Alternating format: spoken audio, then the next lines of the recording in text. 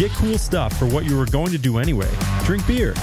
With Buy Beer, Get Gear from Labatt, you can just snap a photo of your receipt and upload it to the website to rack up points for exclusive merch. Get points for every purchase, whether you're grabbing a pint on draft, a case for a party, or a tall boy at the stadium. Any size, any product, anywhere you buy Labatt. Buy beer, get gear. Sign up now at rewards.labattusa.com.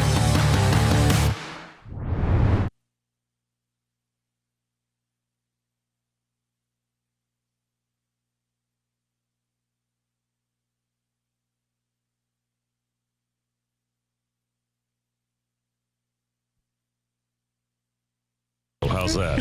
I like that. Thank you. Thank you for saying that. Check for sound.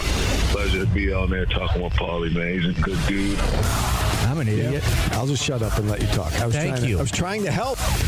And shout out to Tupac. 3, 2, 1, and This is Orange Nation. Well, hello, Paulie and Steve. With Stephen Fonte and Paulie Sibilia. Good afternoon, everyone. Glad to have you with us alongside Paulie Sibilia. I'm Stephen Fonte. We have made it to Friday here on Orange Nation. We've got two guests lined up for you today. We are going to talk some lacrosse in the first hour. Dan Aburn with Inside Lacrosse will join us at 12:30 as we get you set for Syracuse, Notre Dame tomorrow, national semifinals down in Charlottesville, Virginia.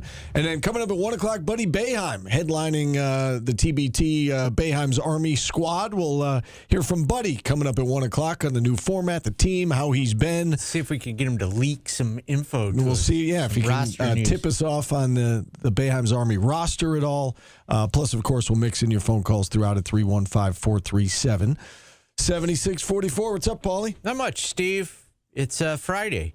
TGIF, as the kids say. Yeah, long weekend. Yeah, I'm going to go home and watch Full House and the Urkel Show, whatever that was. Family Matters. Yes, that was Friday night, right? I think it was, yeah. That's what that show is called, like TGIF, right? Yeah, right, yeah. All right. Thanks. Cool. Good show. Talk to you guys tomorrow. I wish. I wish. Or Monday, for that matter. No, Tuesday, yeah. Let's go. It's a 3-day weekend. I'm getting more and more exciting. It is. 3-day weekend. It's the biggest weekend of the year if you're a lacrosse fan. Yeah, I was going to say, I'm working this weekend. We got Mario on his way down to Charlottesville as we speak, covering the Final Four down there. Of year. So it's not today. It's raining today all day, and there is rain in the forecast tomorrow. And we heard that from Anish when we had him on, that the weather's not looking great this weekend. So, we'll have to see how that impacts these games. You've got two fantastic matchups in the Final Four. You got Princeton and Duke to lead them off. Duke, that team that snuck its way in, maybe didn't deserve to be in from its resume, but certainly has shown that they deserve to be in terms of the product on the field. They take on the number one ranked team in the country in Princeton, and then on the other side, you've got Syracuse going to its back-to-back Final Fours, and Notre Dame, who has recently won a national title, and it should be a fun weekend for college lacrosse fans, and a fun weekend for the Orange, and hopefully they can get this thing done. And they've progressively taken a step forward each year under Gary Gate, Paulie, and in order to take a step forward this year, they got to get this one tomorrow at the very least. Yeah, and we were just talking that whoever wins this year is going to be the best lacrosse team, because Syracuse is going to have to beat 3-2-1. That's right. In order to get there, and the other teams will basically have to do the same thing. You got to beat the best to be the best. And Gary Gate said something interesting. Steve, he said, "I think you're going to see our best game of the year Saturday." It seems. I would not say that. But so I think that falls in line with, we talked about this the other day, that he is a Roy Simmons Jr. disciple. And Roy Simmons Jr. always used to say that he wanted his teams to be peaking, in the last quarter of the last game, of the season. And that would be Memorial Day weekend. And everything up until then, it was building up to peaking on Memorial Day. Yeah. And I think that, along the same lines, like, this team's been through a lot this year. This team's been through a lot over the course of the last 4 years. And everything that has happened has led to peaking right now, right here and right now. And I think that, Gary Gait truly believes that the schedule they've played and everything that he's thrown at them this year with all the adversity they faced, all the really quality opponents that they faced, it all has led to peaking at the right time, and the time is now. Yeah, and Notre Dame knows how to handle this situation. They've won it, right? 2 of the last 3 years. Yeah, 2 of the last 3. Yeah, third championship in 4 years if they win this year. That's pretty good. Yeah, no, they've been phenomenal. And, you said whoever wins is going to have to earn it. I mean, this is a great Final Four. I mean, there's a little bit of everything. Like I said, you got the top-ranked team in the country. You've got the team that struggled during the regular season and maybe didn't deserve to get in on their resume, but as talented as anyone in the nation. You've got Notre Dame, who's been as good as anyone in the nation the last 3, 4, 5 years. And you've got Syracuse, who is the premier program in the history of college lacrosse. Yeah. So this is it's a great weekend. I saw somebody brought this up the other day on social media that you go back 25 years, and the Final Four 25 years ago, 3 of these teams were in the Final Four 25 years ago, including Syracuse. So it's you've got some historic programs in this Final Four, really good teams, really good players. I mean, the Tuaraton Award may be decided tomorrow between Sean Light and Joey Spallina.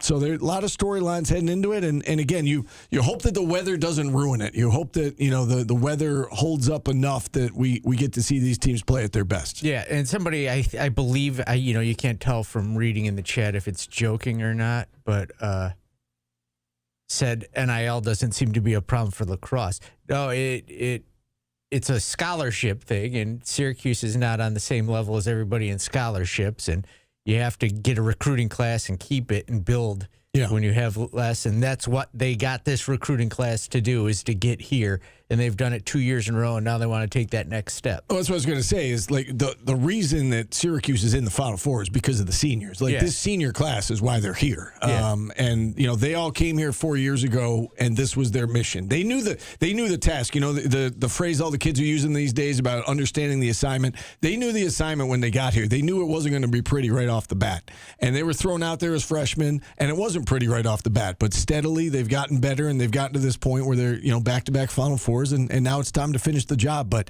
yeah, this isn't it's not hired guns for the most part in college lacrosse. It's, as you said, you bring in your guys, you develop them, and we saw last year, I think Cornell had 16 seniors on that team last year, led by CJ Kurse, best player in the country. Cornell doesn't win the national title last year without the seniors. Right. Syracuse isn't here without the seniors. So that's what it's all about in college lacrosse, and it does feel like lacrosse is one of those sports that, hasn't been affected as much. I'm not saying it hasn't been affected at all, but it certainly hasn't been affected nearly as much by NIL as, the football and basketball. The transfer portal has affected it, but not the money. Right. Correct. So. But I mean, yes, transfer portal has affected it to some degree, but this core has been here really the entire time. Yeah, I'm talking the game overall. And then the schools that have more resources to give more scholarships can they have less transfers and they also have more players that are going free and get better players that way. So it all equals out in the end of haves and have-nots, and Syracuse got the best recruiting class in the country, and they're now seniors, and you got to hope they can win the Natty.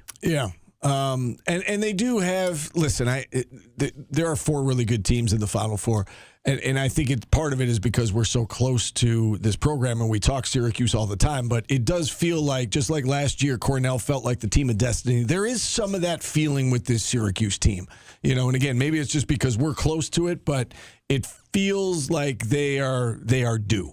And we saw in that fourth quarter against North Carolina, Carolina pulled even at 10.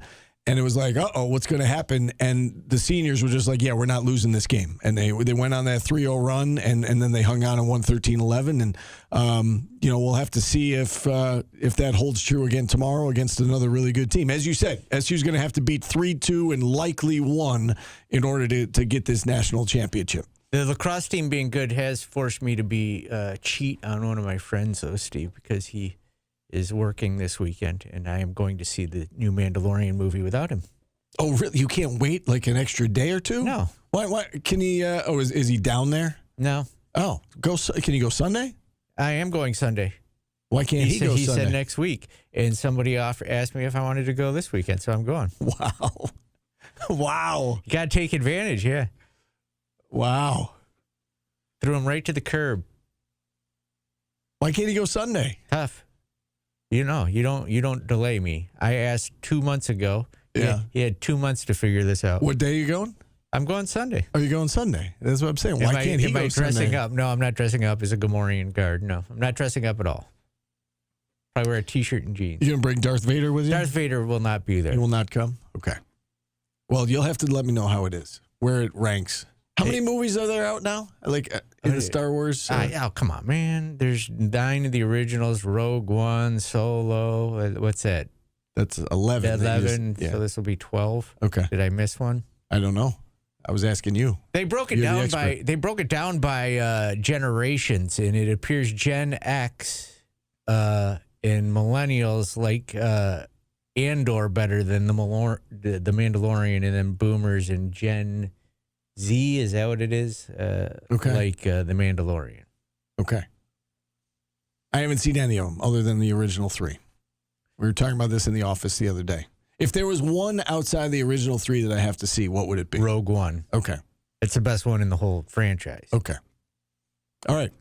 I may have to do that. And that's the one that's prior to the... that proves the point that I prefer Andor, because that's basically what Andor is based on. And in terms of the sequence of things, that's the one that's prior to... So, yes, before Star Wars. Yeah, before 4. Okay.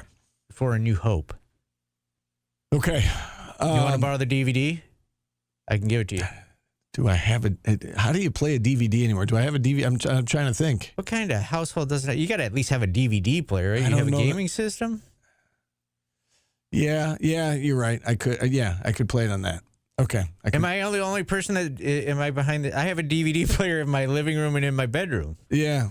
I've got yes, okay. I could play it in the basement on the but is it weird that I have a DVD player? I don't know. I don't know. Should I have gotten rid of it? I don't know. I don't have an active DVD player. Put a poll up out there, guys. Do you still have a DVD player? You have a VA. You have a VCR. I know that. I bought you one. I was just going to say that. I do. Do you have it on VHS? I don't have it on VHS. Because I could watch it and then I could tell you that I've used it, and I wouldn't be lying. When I moved, I threw out all of my DVDs pretty much. I kept my the ones that I really wanted, like Airplane and stuff like that. But that's weird. Am I behind the times? I don't know. I don't know. I guess I could just stream them off of Disney, but yeah, no, I got the DVDs. Well, yeah, I mean, I feel like you can stream everything these days. All right, we're going to hit a timeout. That was our opening drive, brought to you by Burdick BMW of Cicero and Burdick Toyota. We've got Dan Aburn from Inside Lacrosse joining us here in about 15 minutes. We're back after this on ESPN Radio. Catch Sunday Night Baseball every Sunday night at 6:30 on you guys ESPN talking about how much Radio Micron Syracuse. how much NIL does Micron give to Boise State? I have no idea, business. but I know. literally I'm Joe Stanley, and I've been doing this for a while. And it's letters from clients like John that the money keeps us doesn't going. necessarily John from Canastota says the Stanley go to team NIL. is the best move I made if you after go to my a accident. sponsor They've and made say, a "Hey, horrible do you experience in my want to life sponsor better." Syracuse they were always sports?" there for me, They can always say on top yes of all my needs as a client. and earmark none of the money for NIL. you. Past performance does not guarantee future Right? outcomes. StanleyLawoffices.com, 1-800-608-3333 in Syracuse. Oh, sorry, guys.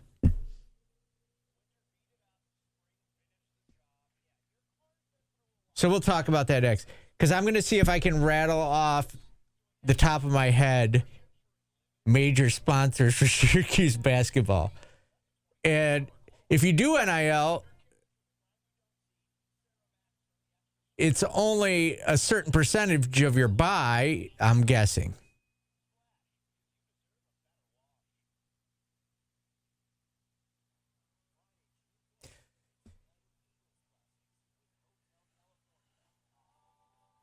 You want to ask me what gaming systems I have, Steve? I have a PS4, a Sega, a Nintendo, an Atari, all in my living room. So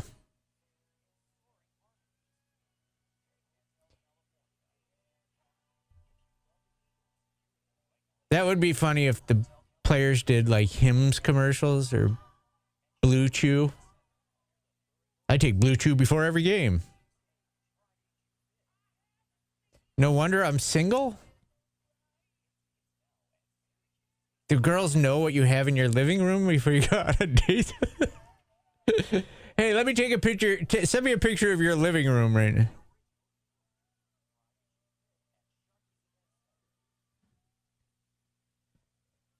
Now ask me how often I play them. 0. Sometimes I get a little froggy and I'll play Space Invaders on Atari because it moves super slow.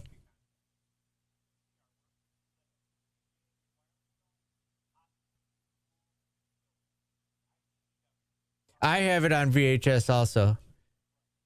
I have the Star Wars VHS, DVD. I have Indiana Jones VHS, DVD. Someone said I'm going to hate the movie. I look at movies like I do sports. Like, I don't hate any. If a movie sucks, okay. I'm probably still slightly entertained by it. There's very few movies I can think back out that I saw that I was like, that was fucking worthless. King Solomon's Mines is the only one that I can think of that really was awful that I've seen in my life. What was that movie with Ben and J-Lo? That was bad. Wedding Planner? No, it was something.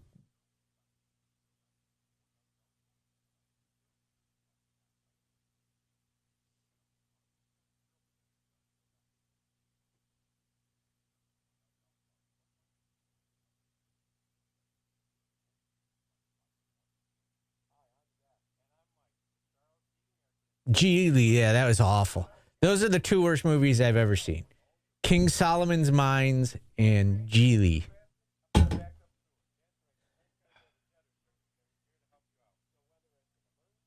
Have you forgiven me for yesterday, Steve? With what? My discussion at the end of the show. King Solomon's Mines was like a Indiana Jones wannabe movie from the 80s. I was just, the reason I thought of that because someone just held up a sign on this what this faces show here. McAfee that said I sharded. See, I get sports. The guys who listen to sports, I get them. We like to talk about sharks.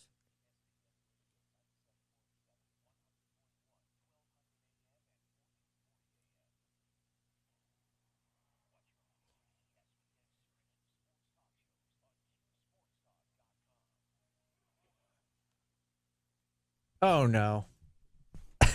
Oops. This is the worst of... No, I'm getting yanked. I'm getting yanked to the first. I didn't open the song, Steve.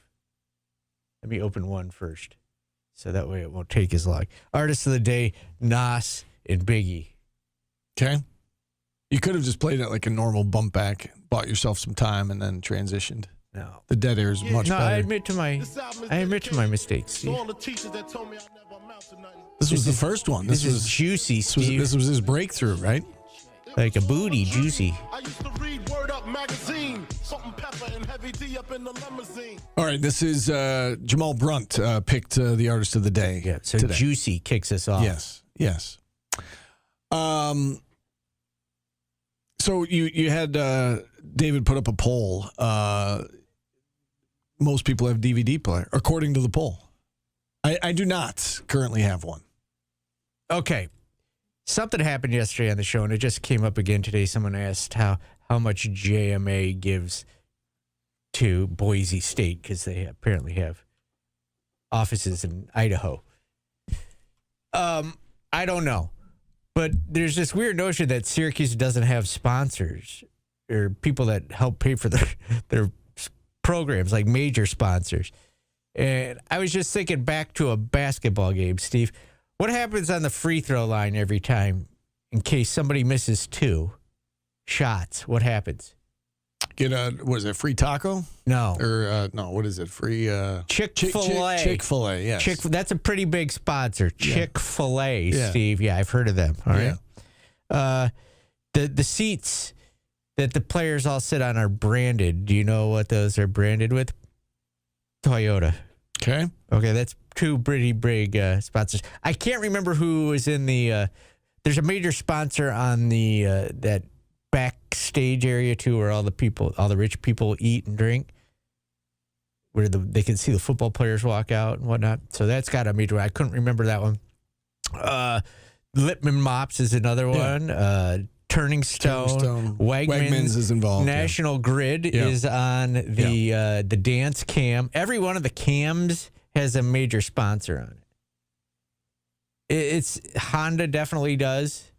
Every one of the booths in the backcourt is a sponsor. So it's not like they're not trying. NIL is a new thing. You've got to now go to people and go, we need you to give to this so we can renovate the dome. Yeah. We also need you to give to NIL so we can pay the players. It's a new world. The dome renovation was the main priority, up until NIL. Yeah. Yeah. And there's probably a lot more. Yeah. Duncan's a sponsor, right? Yeah, Duncan. Yeah, they're pretty big. Yeah. I forgot about them. Yeah. They got their big truck out on the quad during football games. Yeah. Yeah, I mean, it's no matter how many you get, it's never going to be enough, right? And you can always have more. Some companies may not want to give to NIL. Maybe they don't like it. Like maybe they're like me, like they don't like it. Yeah, could be. And so it's a new ask, and you also have to assume that either the bid's going to go, like your ask is going to go up more, right? You're going to be like, we need to increase this by 10% so we can get NIL, or you're going to have to take money out of your buy to give to NIL. So either way, it's going to affect it. And there's also people that give to NIL that also need to give to build buildings and keep dorms up and libraries full and all this other stuff. And you can't just keep asking everybody for money all the time. I know. The well runs dry. Yeah. And that's why we say it's not sustainable at this rate. Yeah. It doesn't feel like it is. Yeah. Like if you add, like, there's Syracuse, someone who's Syracuse rich, right? If you buy season tickets on the court, you probably also can't afford to donate to a library or a school, so it's tough. You're in a tough situation. Yes, Coke also, I forgot about that. Coke paid more money than Pepsi in order to be here. It's a big change. Yeah, I was not happy with that one. I forgot about that one. Coca-Cola. They're a pretty big company, I thought. Yeah. So, yeah, it's not that they're not trying. All right? They'll figure it out. The new leadership will figure it out. They'll make it work. The last leadership got the football facilities built, the dome renovated. Now let's focus on NIL. All right? Yeah, and you've got a guy well-versed in that. And if you don't think they needed to renovate the dome and get the football facilities built, you don't know ball. Yeah. Yeah, it was necessary. And they upgraded those facilities, and now it's a whole nother world with NIL. You're absolutely right about that. Michael says you could get a sponsor on the jersey. I don't know if that's legal or not, but if they can, they'll do it. Trust me. They'll do it. Yeah. Yeah. I mean, they got to get creative. Everybody's going to try to get creative and find ways. We talked about this last football season, that Tennessee football is Barbasol working that into their ticket prices. Barbasol is a sponsor, Steve. Every time they do a review, it's Barbasol. Yep. That's a pretty big company. They've been in business for a long time. I got Barbasol under my sink. There you go. Never runs out. I have an aunt that buys me shaving cream every Christmas. I get a thing of shaving cream, a check, and pajamas every holiday, like clockwork, and it's a good thing. Why shaving cream? Because I'm a man, Steve. I don't know if you know this. It's a stocking stuffer. Shaving cream is a good stocking stuffer for a man. Okay. Maybe you should look into it. Well, you said it like She does it every year. Yeah, she does. So how did it start? When did it start? I don't know. Okay. I'm the youngest in my family. I don't know when it started. So does she give shaving cream to everybody? Everybody gets a shaving cream, pajamas. So that's not what you. So right. So that's not what I said. Well, you made it sound like she gives it just to you, but if she gives it to everyone, that makes a little more sense. Yeah, you get shaving cream for Christmas. Yeah, it's a stocking stuffer for an adult. Okay. Well, she gets it for everybody. Yeah. That makes more sense than just, I thought, like, she got you shaving cream. There's nothing the matter with it. I love it. I don't have to buy shaving cream for a year. You get one can, it lasts for a year. Okay. You said, I have this one aunt who gets me shaving cream and pajamas and a check every year. So I thought it was just for you. That's all. Okay. I was curious about that. I love it. No, I'm not angry right now. I'm angry at Steve just because he... What are you angry about? I wanted clarification. I wanted to know more about this. All right. You don't get shaving cream for Christmas in your stocking from anybody? So you made it sound like, so stocking is different than present, right? Like, it is. It is. If you get something in your stocking, are you getting it for Christmas? Is shaving cream under the tree? No, it's in your stocking. That's different than she's giving you a present of, here, open it, it's shaving cream. You get come on. I can't be alone in thinking that. No, if I get something in my stocking, I assume I got it for Christmas. Okay. So your aunt fills your stocking. Yeah, it's not technically in a stocking. You get a thing of shaving cream, a check, and pajamas. And I love the pajamas. If the pajamas can't... I have so many pajamas thanks to her. I love wearing pajamas around the house. All right. Well, depending shaving cream lasts you all year? That's a little weird, I feel like.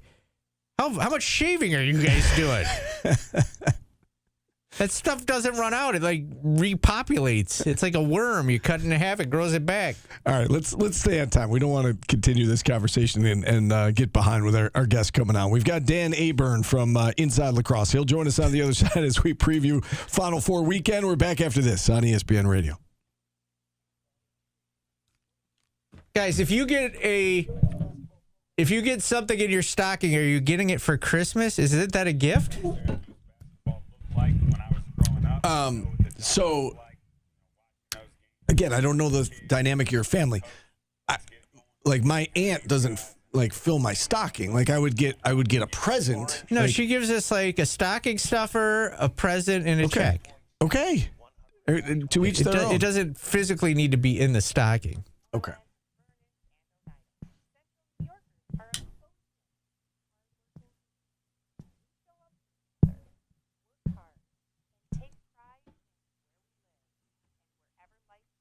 Do you get $100 bills as stocking stuffers?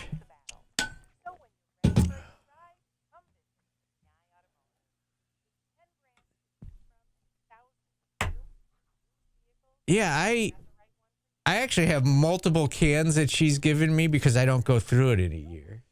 Do you go through a can a year? Like, I feel like it lasts forever. No, but I mean, you know that I use an electric razor quite a bit, like during the work week, so... What's your favorite movie of all time, Steve? Swiftman would like to know. Only Wimshoe shaving cream. Man, that's a tough question. It used to be Hoosiers. Like when I was in like high school and college, like I loved Hoosiers. My favorite movie of all time.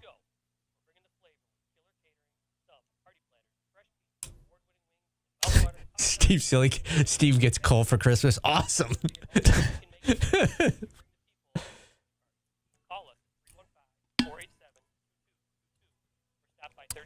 Swiftmen, I would say Hoosiers by default, but I think some of it, like if, I don't know. There are a lot of movies that if I come across them on TV, I'll sit there and watch. Indiana Jones and Star Wars are my favorites, but I like Last Crusade the best. But I love The Natural. I love The Natural. It's a good movie, yeah. As a kid, I watched The Natural. Like if I come across Wedding Crashers, I'm watching it, you know? Steve's never seen Porky's, which is outrageous. I have not.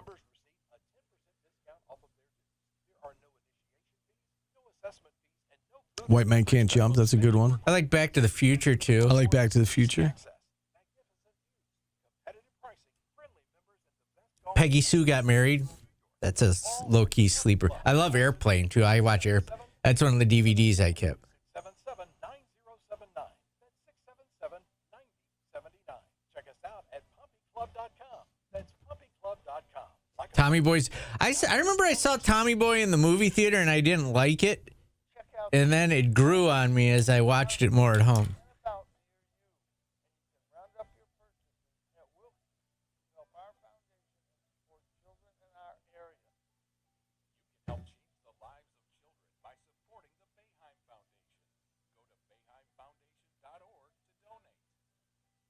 Tommy Boy over Black Sheep.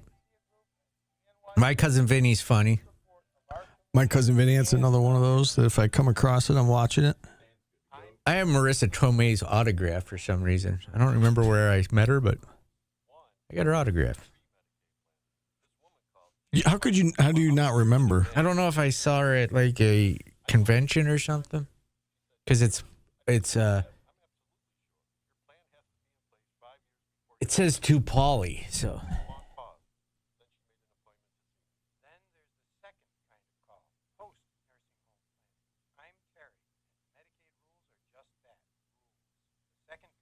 You know what's another low-key movie that I love that cracks me up is Top Secret with Val Kilmer. Oh, my God, that movie's so funny.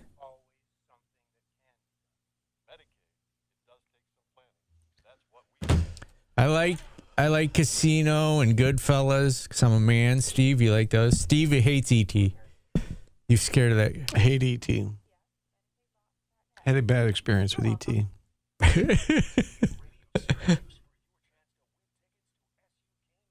I remember E.T. I wasn't scared of E.T., but I thought when he was going to die and he turned all white, that was mortifying to me as a kid. I wasn't ready for that. That in the beginning of The Never-Ending Story when the horse dies.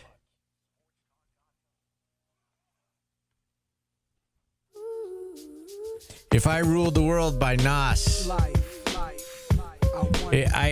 I stuck to my rules, Steve, with Nas because I wanted to play The Bridge, but it's not a Billboard hit song, so I didn't play it. So you couldn't. So you disappointed yourself. Yes.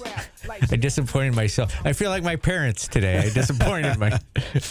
All right, let's go to our guest line. If you happen to be watching us on QSportsTalk.com, you see Dan Aburn live and in person from Inside Lacrosse as we look ahead to championship weekend. Dan, thanks so much for coming on. I guess before we jump into these matchups, let's talk about the weather. And I know it's raining down there in Charlottesville today. It's supposed to rain there tomorrow as well. How much is the weather going to be a factor and impact these games from what you can tell from the forecast?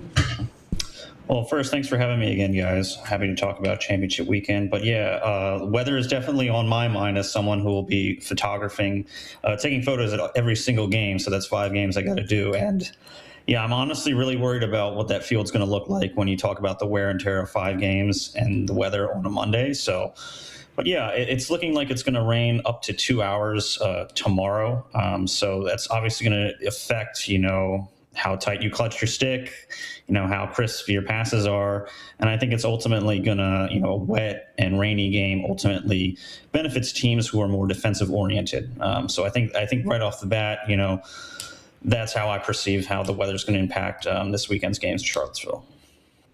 All right, let's talk about these matchups, and let's begin with the Syracuse Notre Dame game. The second game tomorrow should start around 3 o'clock or so in Charlottesville. Let's start with your impressions of this Syracuse squad. Back-to-back Final Fours. They've kind of progressively gotten better each year under Gary Gait with this senior class along the course of these last 4 years. What stands out to you the most about this SU squad? Well, obviously, I think it's the most senior-laden group entering this Final Four weekend. And I think that with that experience in that group, I think 8 or 9 starters of the 11 guys are seniors. And that comes with a sense of urgency. And I think you really saw it last week against North Carolina when, it got a little bit hairy early in the game. They're down 6-2. And I think being in those high-pressure moments is exactly what allows you to come back and go on a 6-goal run and get yourself back into the game. And from then on, it was just back and forth. And it also, it also helps you in closing out those games. You've been in this exact position. You were in a really brutal game against Princeton last year in the quarterfinals at Hofstra, where it's just felt like, whoever's going to have the ball last is going to score and they're going to win. And it kind of felt like that late in the game a little bit with Carolina. I think that they found a way to kind of stretch a lead and get a comfortable win at the end. But I do think that urgency that the senior class knows that this is their last year, that every game that they play could be their last game, is really an intangible that I don't necessarily think that the other three teams entering the field have. I think when I looked at Princeton, who I think a lot of people would say might be the best team in the field going into the Final Four, but I think it has a big group of seniors, but I still think that some of their best players are juniors and below. But so I do think that when I think about Syracuse, I think about that senior class and really, can they finish the season with that storybook ending that, they kind of promised everybody when they came into the Carrier Dome all those years ago. And to that point, you look at this senior class, and we all know about Joey Spallina, but Michael Leo, second on the team in goals, assists, and points. Finn Thompson had a huge goal in putting away North Carolina last week and was fantastic throughout the game. Jimmy McCool in net has been awesome. Billy Dwan had that play along the sideline that helped spark the go-ahead goal. Aside from Spallina, because we know he's kind of on a level all his own, or maybe in a tier all his own, who is the next most important player, among this senior class for Syracuse heading into championship weekend? I think the answer to me is clear, and I think it's Finn Thompson. And I just really think it's that if Finn Thompson has a good game, this team usually wins. And, I thought that late in the game against Carolina, he had that critical goal that kind of felt like a really big momentum shifter late in the game. And I especially feel that way when you look at the matchup with Notre Dame, where that it's going to be Joey Spallina against Sean Light, Notre Dame's best defender. He's extremely good on ball. Well, you're probably looking at a game where Spallina might get limited touches, and that's a huge plus for Finn Thompson, a guy who does most of his money-making off ball. And I think that if I had to pick a singular player outside of Spallina who is probably going to have the biggest impact on Syracuse's offense in this game, it would be him. But I agree with you. I think when you look up and down the roster, Billy Dwan, that huge play on the sideline, Michael Leo had a big goal late. Luke Roa has had a fantastic season and was really kind of like a spark when they needed it, when they were down early in the game. There's just a lot of guys who can step up at any moment. One of the talking points here has been about SU's second midfield unit and whether or not SU is deep enough to win 2 games in 3 days against high-level competition and to bring this thing home. Are you concerned at all? We saw them pretty much ride that first midfield unit the entire game against North Carolina, certainly in the second half. Are you concerned about their depth at all should they get by Notre Dame if they're able to turn around 48 hours later and do it again for the national title? I mean, I'd say yes and no. I think that the bigger concern, I think if you're Syracuse, is that you're playing in the second semifinal, which, historically has not benefited the team in the national title game who wins that game. You basically get 2.5 hours less of recovery and preparation. And I think that is a much bigger deal than I think people let on.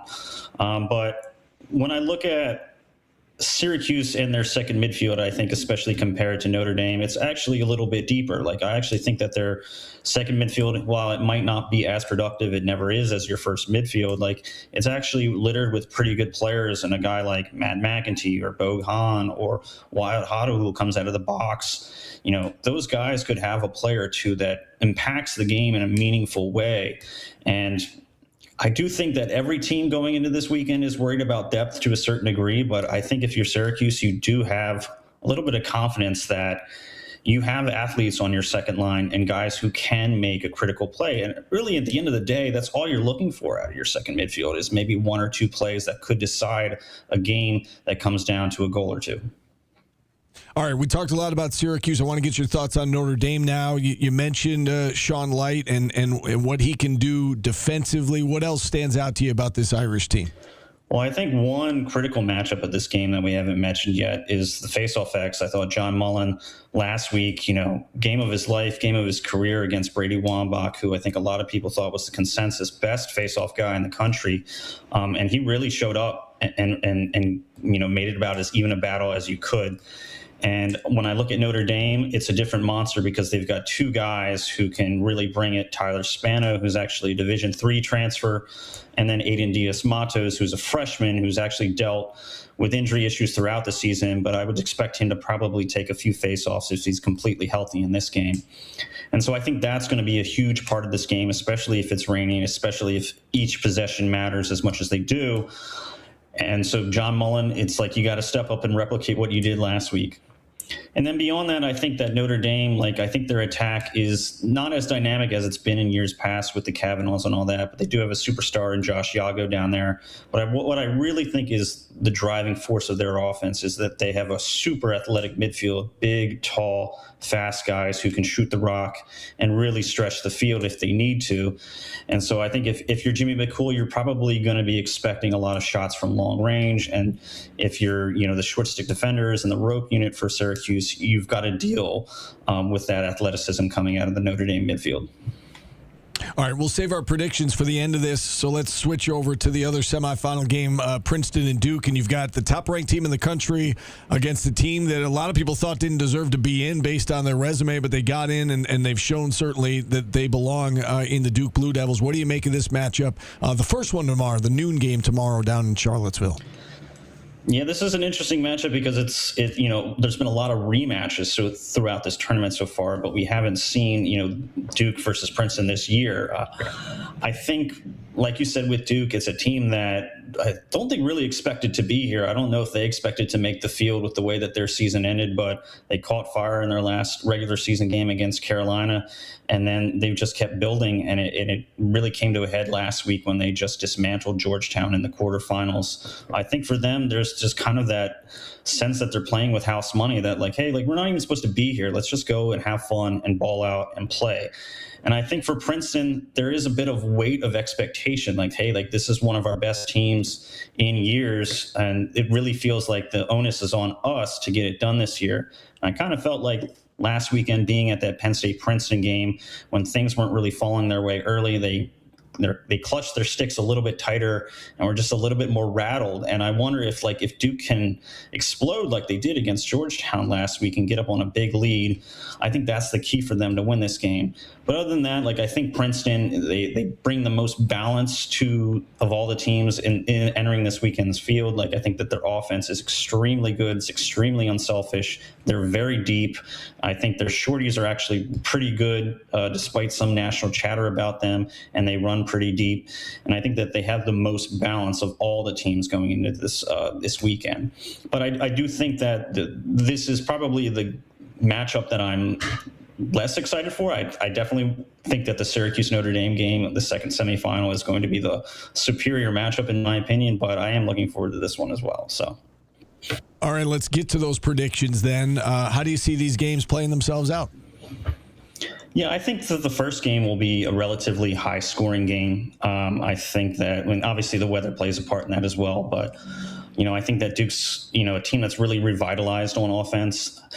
They've got a lot of young guys who've been reinserted into the lineup and are playing kind of different roles. Liam Kirschis kind of sticks out to me as someone who comes out of the box and really ignites their offense.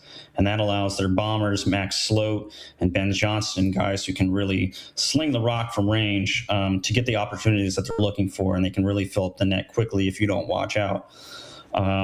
I do think that this is an interesting battle at the faceoff X because Cal Girard, who's Duke's faceoff guy, has honestly been having a tear throughout the tournament so far. But it's a really interesting mismatch because Cal Girard, he's a small, quick guy. He goes up against Andrew McMeekin, who I think is 6'2", 200. Very big, very strong, very fast. So it's a very interesting clash of faceoff styles there. It'll be an interesting battle there and see who gets the most possessions out of that one.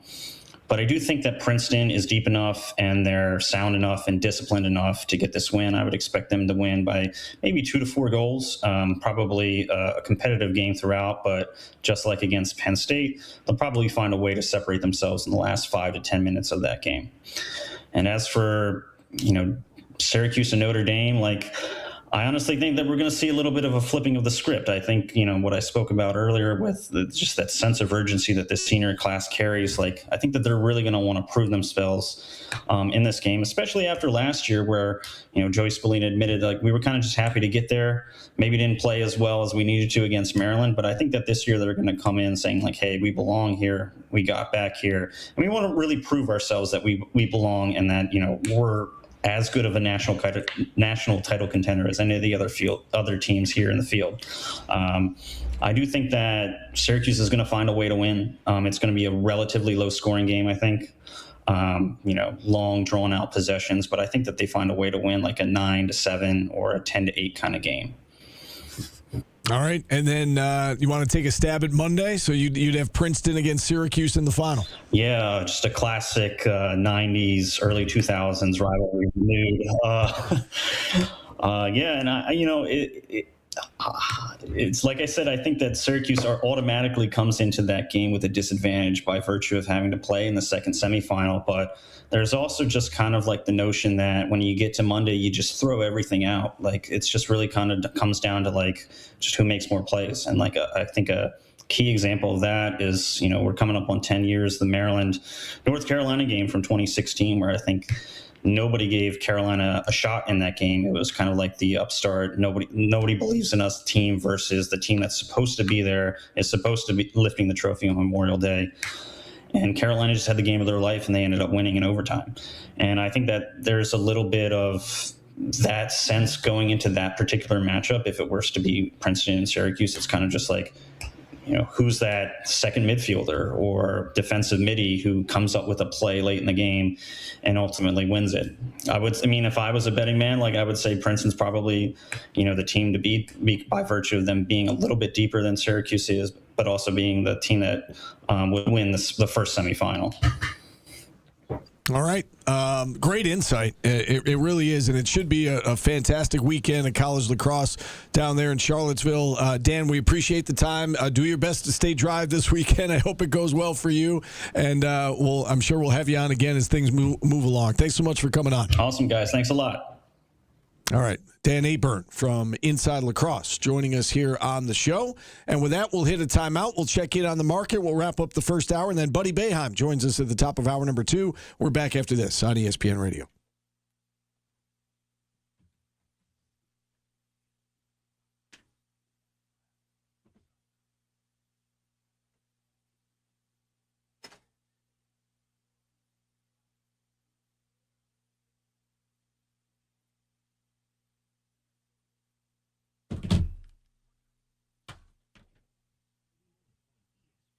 If I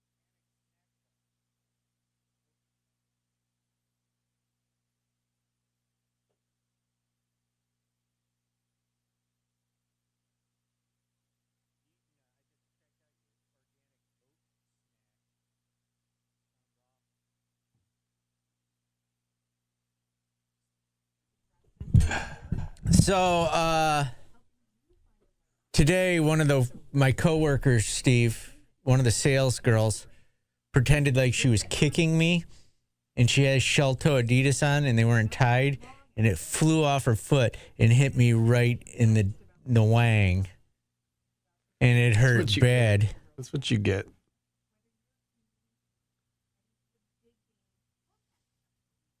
Like hard, and I was like doubled over.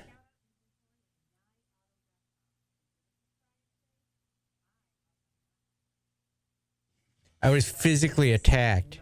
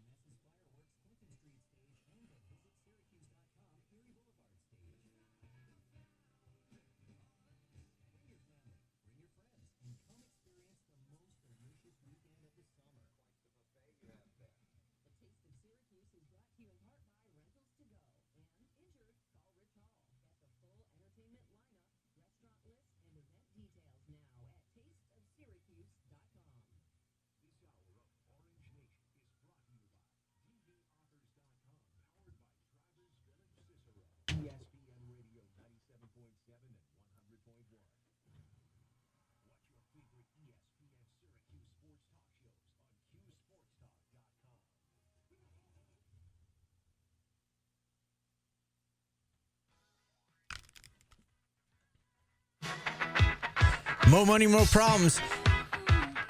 Not according to this next guy, Steve. Bill, he thinks more money is a good thing for you. It is a good thing for you in most cases. Bill from Lee Baldwin and Company. Bill, what's going on? Yeah, the markets are cooperating. We're up again with the Dow up 449 points. All the averages look pretty good, so nice way to end or go into a long holiday weekend. Plenty of diamonds today again. The chip sector remains on fire. We have AMD up 4%, not better than expected. I should say encouraging analyst comments the other day. And then the downside, Walmart was a dog yesterday on disappointing earnings, or guidance, I should say, saying that higher oil prices this summer might hurt consumers, so that's something to watch. But it's only modestly lower today. But, yeah, amazing run for the markets. That's what we like to hear. I hope you have a great holiday weekend. Thanks for coming on. You as well. All right. All the diamonds, none of the dogs. Be sure to visit LeeBaldwin.com. Not getting level 5 out of that guy. Need just level 5. Don't joke around with Bill. He just wants to get to the. He wants to get to the information. I need level 5 energy out of Bill. Well, he brought a level 5 report. It's a good report. All right, I'm going to give 2 today of defunct stores. One for my West Coast friends who are old. The Federated Group was a stereo store and like computer store in the West Coast. They had great commercials. Federated, Okay. And then for us local people, Comp USA. Remember them in the basement at the mall? Yep. Comp USA, RIP. Okay. So if you know Federated, you're cool. Their spokesman was the guy who was a Shadow Stevens. You remember him from the center square? Yeah. Shadow Stevens was a DJ in LA, and he was the Federated Group's spokesperson. How about that? There you go. Your defunct store of the day. Anything going on this weekend, Steve? You don't really celebrate Memorial Day. You're supposed to take time and think back on things. Are you cooking out? You spending time with your family? So I'm working because it's the College Lacrosse Final Four, and we are a department of 2 at the moment. So Mario is on the road, and I am here, and I will be working Saturday, Sunday, Monday. Bill Ward says Lechner's. I think we did that already, right? Is that was that weird store in the mall that had like cooking stuff? Yeah, like kitchen appliances. Yeah, you went to the mall to buy spatula. Right. It's weird. I never understood that. You know what I need, Steve, is an egg. I'm eating healthier, and I've got lots of hard-boiled eggs, and I like to put them in my salad. Yep. I need one of those egg cutters. Yeah. You know, the wire ones? I need one of those. Okay. So I'll keep that in mind. Next time you're Christmas at Lechner's, grab one. I don't know where to even find one now. Like Wegmans sell those? Probably. Walmart? You know who sells everything is Amazon. Just go online, type in what you need, you'll find it. It'll be at your door in 1 to 3 business days. I'm going to my aunt's house who buys me the shaving cream and pajamas. Are you actually? Yeah. We're gonna go. What does she do for Memorial Day? We just cook out. Nice. Family gets together. Good. 96 lean beef. No, I can't do it. I can't do the 96. I got to go 80-20. Fat is flavor, Steve. Say the same thing about my dating life. Okay. I'm going to leave that right there. We're going to take a timeout. We've got Buddy Boeheim set to join us on the other side. It's like, did he just say that? Buddy Boeheim joins us on the other side. We're back after this on ESPN Radio.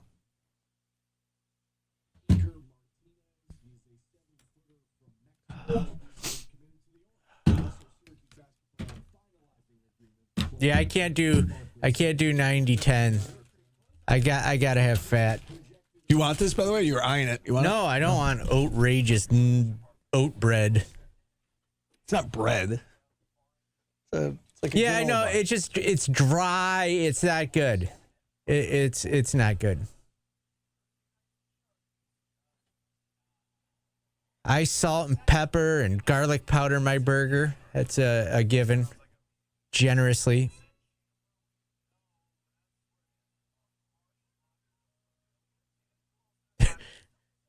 Can I ask Buddy if he thinks fat is flavor when it comes it's in life in general? It's a life motto.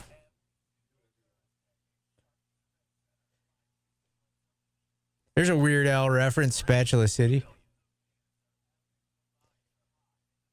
Someone said the onion soup mix, that's always good in a burger. Montreal steak seasoning, like that. I over-season food. Steve would hate my food. Like I cooked some chicken, some drumsticks yesterday with the skin off, and I seasoned the hell out of them with a barbecue rub. Steve would have probably been, this has flavor, I don't like it.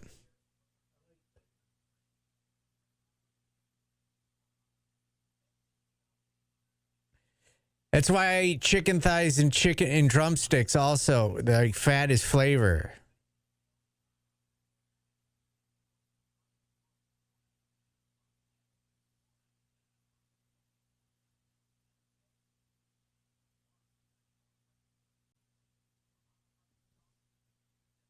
Yes, we are doing a starting 5. No, go ahead. No, go ahead, do it. What? You got a good dad joke? Come on. Steve just do it. I can't do it. You can't crack a dad joke in front of Steve? No, go for it. Do it. Steve's too. I just have too much respect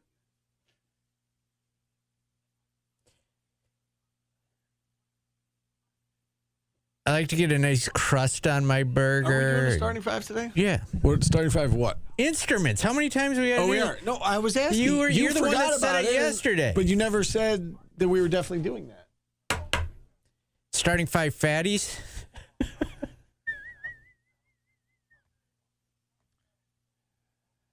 Rachel Ray.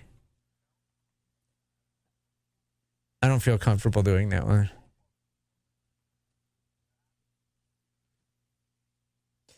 Am I wrong? Like I had a huge crush on Rachel Ray, but she seemed obtainable. I feel like I could go up to her in a bar and get her. Be like, hey, babe, you're not out of my league. Who do you think's like... She did? I don't know 90s adults. I know 2 of them. 1, maybe 2.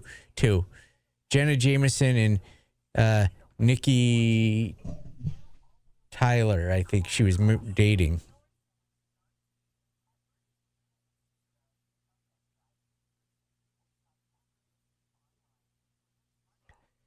I also don't do just brown rice. I'll eat regular rice. Spatch and Louise, you're getting weird now that you know that many of them.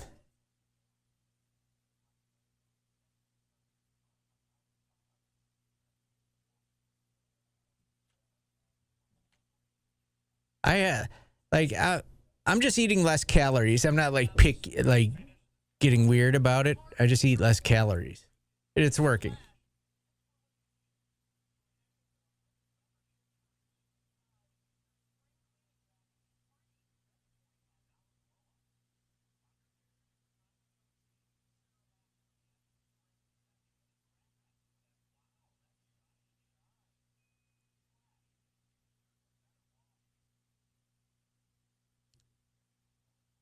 Yeah, I'm not doing any carbs. I will, once a month, have a nice big fat bowl of pasta, though.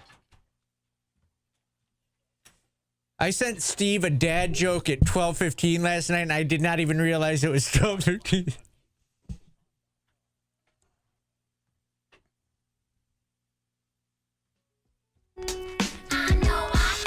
Artist of the day, Nas and Biggie. 2 of them today, Steve. That's right. At the request of Jamal Brunt, who we had on the show yesterday. All right, I'm the brunt of your anger a lot, I've noticed lately. Yeah, we're kind of wearing on each other a little bit. We need this 3-day weekend. It's like we're brothers. Yeah, exactly. We need a little time apart. I wonder if Jimmy and Buddy ever had moments as brothers. I bet they did. Let's find out. As we bring on Buddy Boeheim, we drive into our second hour, brought to you by Burdick BMW of Cicero and Burdick Toyota. Buddy, I would imagine some of those backyard basketball games got a little heated, yes? Yeah, I was already laughing when I heard that. Probably thousands that gave my parents nightmares growing up. You ever throw hands? Yeah, I actually, one time I pushed him out of a window. It was already kind of broken. And yeah, we were playing playroom basketball and he was picking up a ball by it and I just gave him a shove out of the window. Now, see, that's a good brother story. Steve can't relate to that. That's amazing. Yeah, there's too many. That's amazing. All right, we're going to get into Boeheim's Army here in a second. This is the first time we've had you on, though, since the big news that Jerry McNamara is coming back to lead this program. Your thoughts, buddy, when you found out that Jerry was coming back to be the head coach?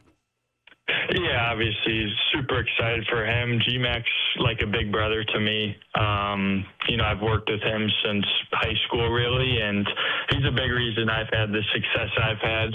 He'll always deny that, but he's really been big in my development, and he's just, he's so passionate. I've always said that he cares as much about the players' development as themselves, and I noticed that right away. He wanted to see me be as good as I wanted to be, so I think that sticks out, and he's going to do whatever it takes to win. He's a winner first, and he'll put the team in the best position to win always, so I'm super excited for him. What does he expect out of you as a coach? What makes him different than other coaches?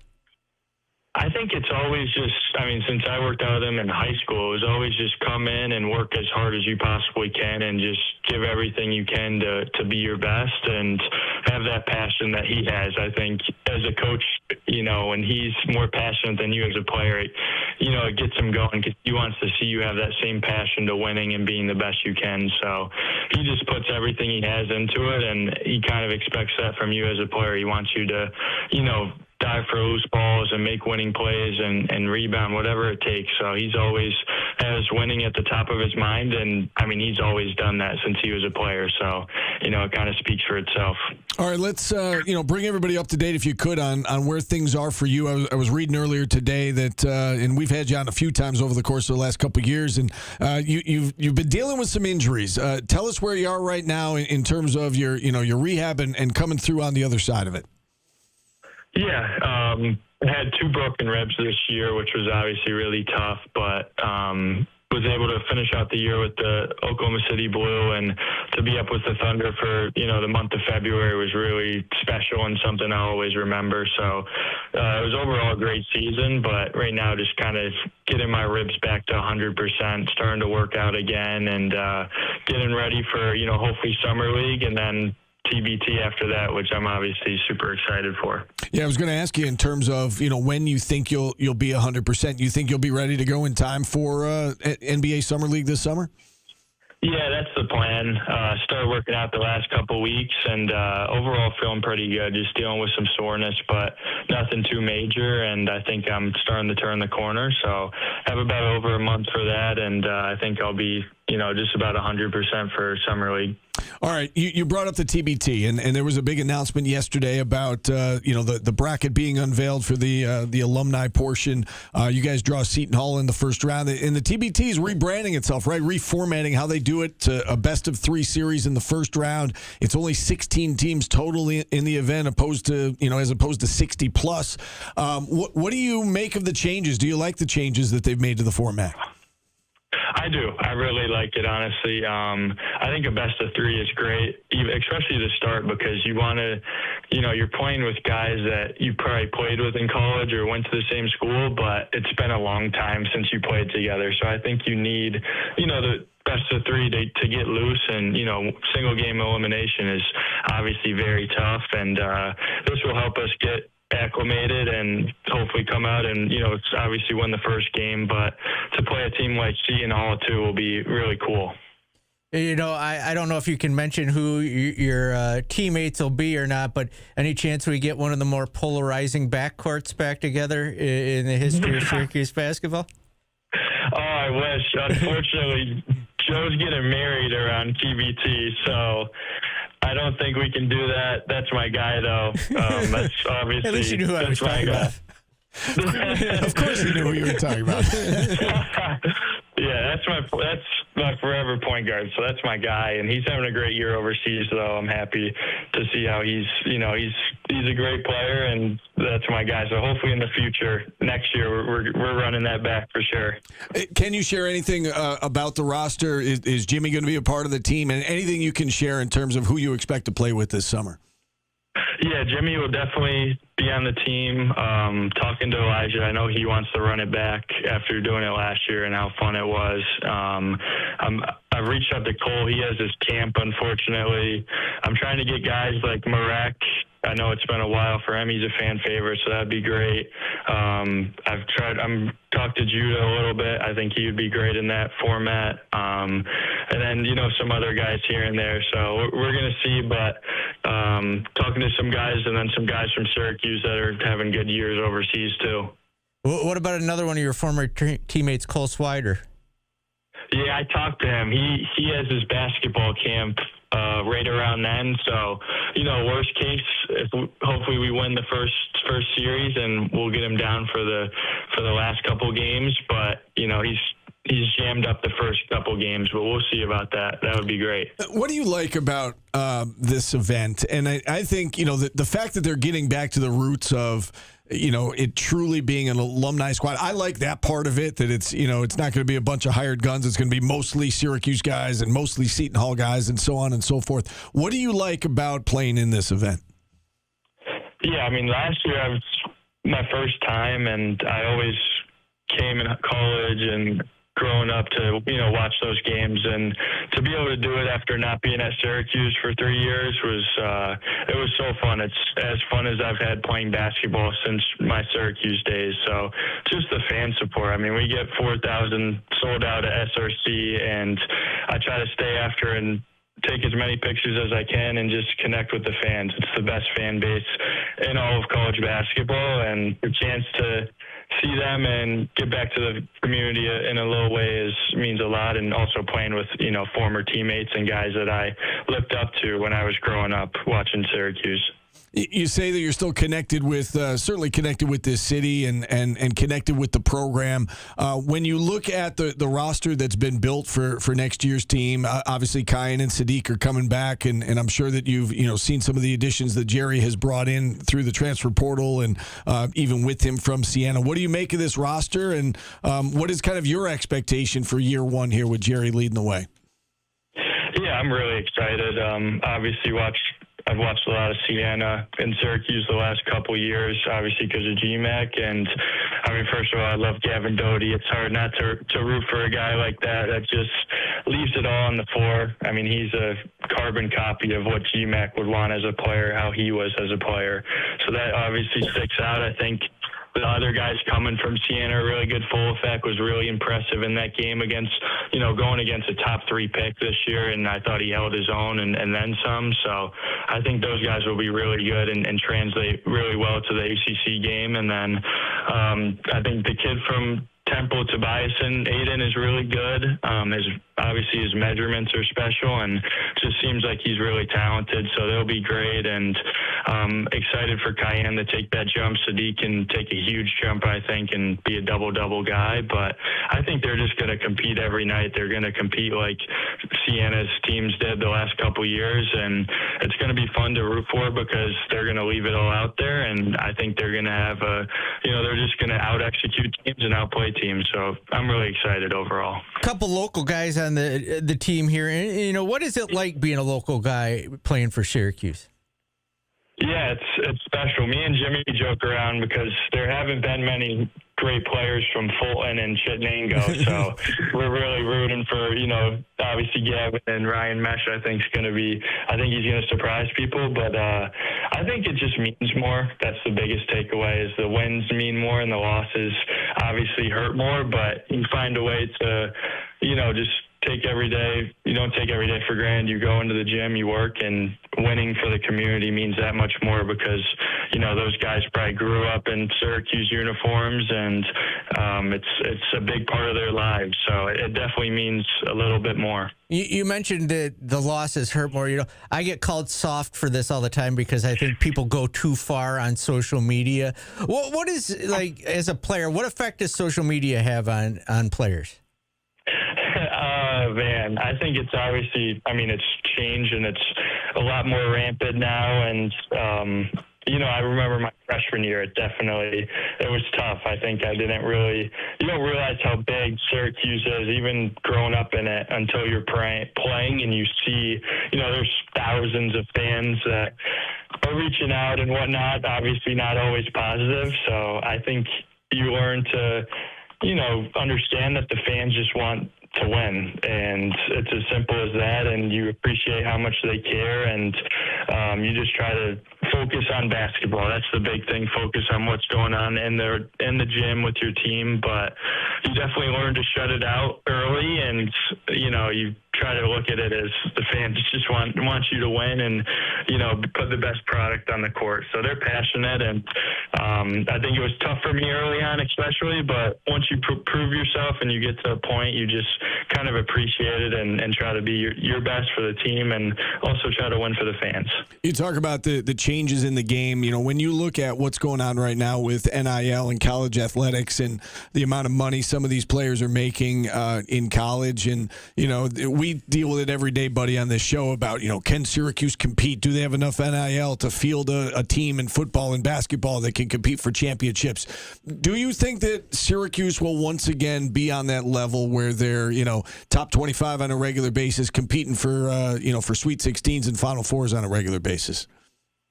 Yeah, I definitely think so. You think of the Dome, you think of Syracuse, and just I think the history and the name still resonates with everyone in basketball, and I think there's still that brand there. It's just getting back to that level. I obviously don't know all the details about NIL, and it's all crazy right now, the money that's the budgets and, the advantages, disadvantages, but, I think the culture will get back to where it is, and I'm excited to, for GMAC to get back, and he's going to do whatever it takes to help us win. And I think, it's trending in the right direction, and just excited to, I'm trying to be more of a fan now than anything. So I'm going to obviously root for them always, and I can't wait to watch this season.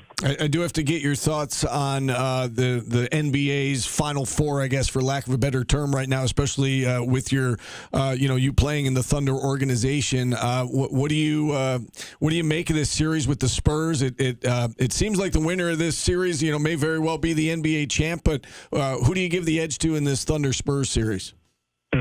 Yeah, I'm obviously going to go with the Thunder. I don't want to get in trouble, but no, I think they've been the best team in the NBA for the last 2 years. But I think Sam Presti said it great. If you play back last year, even 1,000 times, the outcome's going to be different, 300 times. So it's it's a toss-up. You never know what's going to happen each game. It always comes down to a couple key plays. I think the Thunder have kind of built that muscle of resilience and continuity. I think Alex Caruso is so good in the postseason, and I think they just have a couple factors that make them champions. And I mean, Wemby's obviously a once-in-a-lifetime player, so it's just kind of a series you sit back and enjoy. But I think it's going to be a great series. I think the Thunder will get by, and obviously the Knicks are one of the best teams in the NBA right now too. So I think I'm not counting out Cleveland; they're good as well. But I think it will be Thunder Knicks, and I'm going with the Thunder. But this is just a series that you sit back and enjoy because it's as good of basketball I've ever watched. Yeah, very well said. And then just lastly from me, and I know Paulie's got one more for you, but lastly from me, can you share with us like what the Thunder has told you about your place in the franchise right now, what they are looking to see out of you, what they like, maybe some things that they want you to work on as things move along here? Yeah, I think just obviously, having the ability to shoot the ball at the level I do helps a lot, but just continuing to get quicker, trying to get in the paint a little more, and being more than a shooter has kind of been some things that have highlighted for me, and I'm working on that this summer especially. I think being hurt last year kind of affected that, but coming back into next year, hopefully have another two-way for another year, so try to compete for that and just enjoy it, though. I think I've learned so much in that organization. Sam Presti does a great job top to bottom with how they develop guys, and you see it obviously at the NBA level, but even the G League, they do a great job. So I'm kind of more there just to continue to get better. I feel like I'm in the best place I've been as a player and trying to get the most out of this experience. So I'm just super thankful for the 2 years I've had there already. Buddy, I don't think we've ever done this with you. We do a thing called the Artist of the Day, and we let a guest pick who our bump music's going to be. It won't be till Tuesday, but who's your favorite musician or band? And we'll bump back with them on Tuesday. Oh, okay. I wasn't quite ready for this, but since it's almost summertime, I'm going to go with Luke Combs. I'm a big country guy. We just did him. Oh, no. Okay. So Ryan Daly picked him, and he's one of my favorites as well. So I was psyched. We can do it again. Yeah? For Buddy, you'll make an exception? For Buddy, I'll make an exception, and you didn't like the choices I made, so we can, I'll let you pick fix it this time around. Okay. Yeah. Excellent choice, Buddy. That. Well done. Well, it's always great catching up with you, and we look forward to seeing you this summer. Be well until then, and I'm sure we'll catch up with you around this summer with the TBT. Yeah, thanks again, guys, and see you soon. All right. Buddy Boeheim joining us here. What is it with all this country garbage? It's good. You should don't knock it till you try it. Give it a chance, Paulie. Give it a chance. 315-437-7644. We'll step aside. We'll take a time out here. We're back after this on ESPN Radio. I did ask that, LA Orange.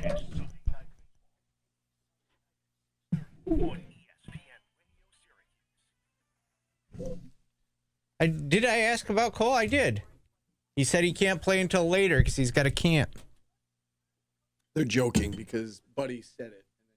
Oh. Buddy said it again. Oh, I didn't hear him.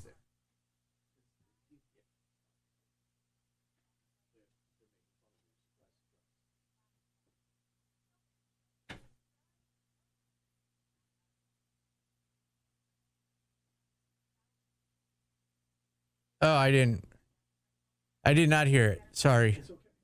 No, I'm apologizing to the listeners because they're perfect at their jobs. And Jordan says Rachel Ray is attainable is an all-time Paulie take.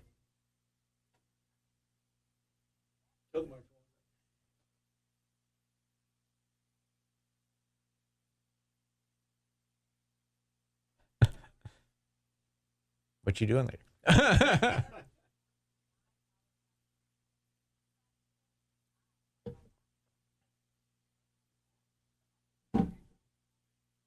You can't warm up to basketball listening to Luke Combs. I'm sorry. Like even Pearl Jam, I could see their songs that you can't warm up to someone bitching about their truck not starting.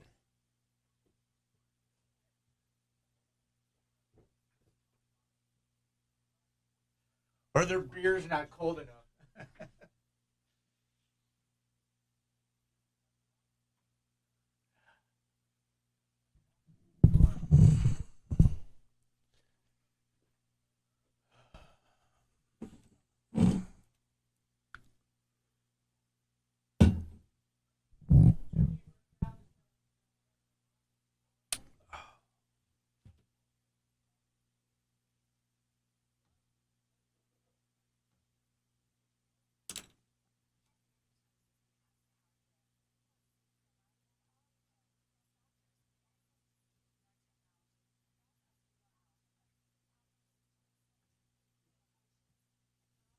Tell it to my heart.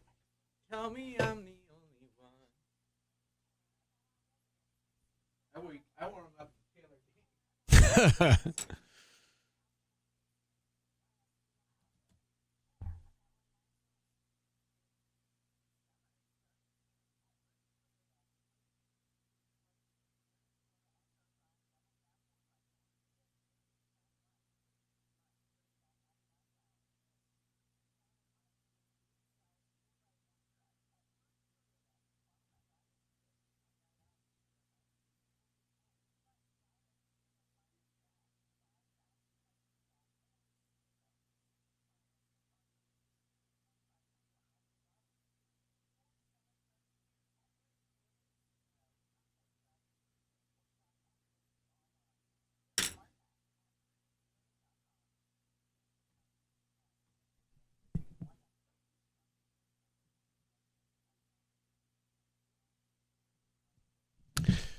Bill Shaw, that's a good call.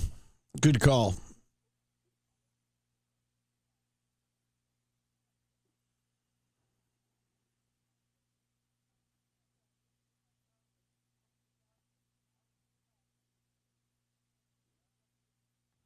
you ever wish you could be a person who complains about like things in public to like maybe be a Karen once?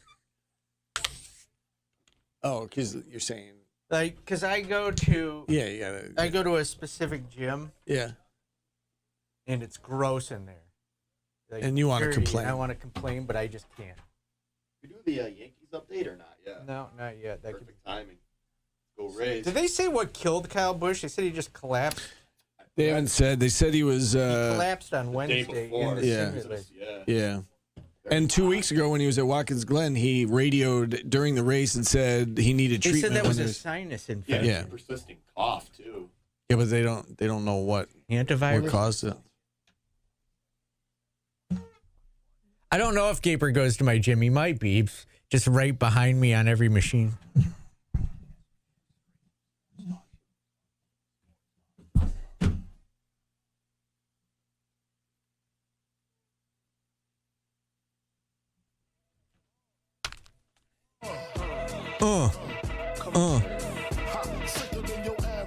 I don't know if I get this. I don't know if I got the clean version, so that just turn that word down for a minute. Hypnotize, Biggie.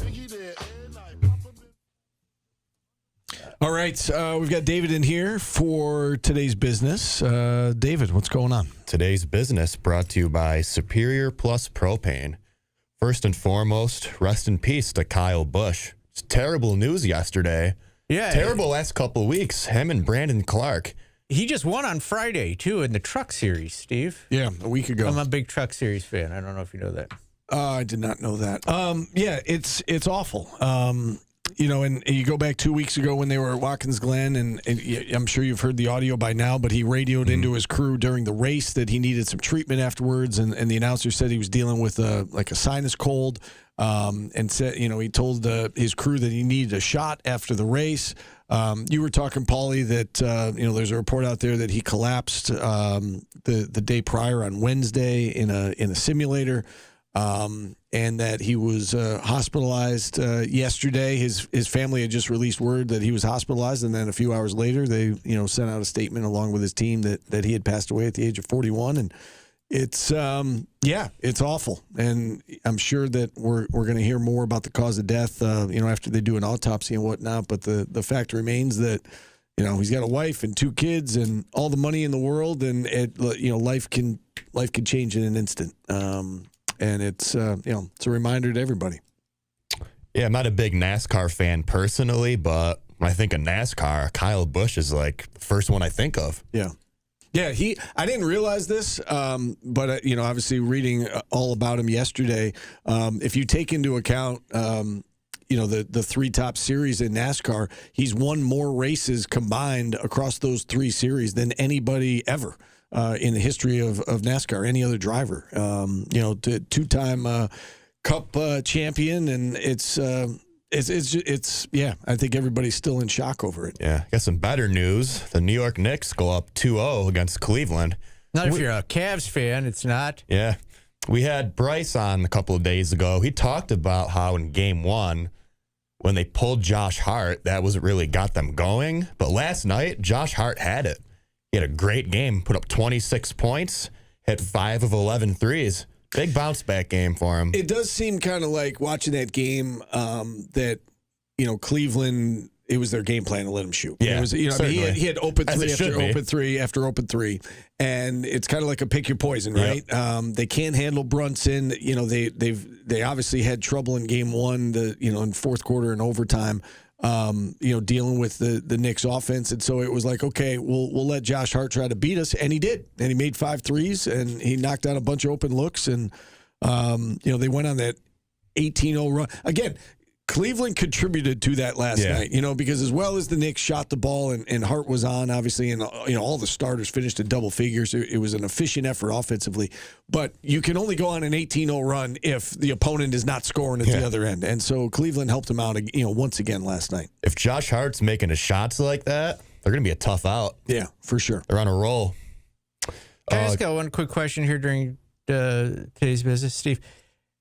That was the most relatable story of growing up that I think I've heard in a while, when Buddy said he shoved his brother out of a window.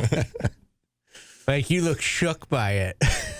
Do you not wasn't shook by it? No, but you're like, whoa, no, that's natural.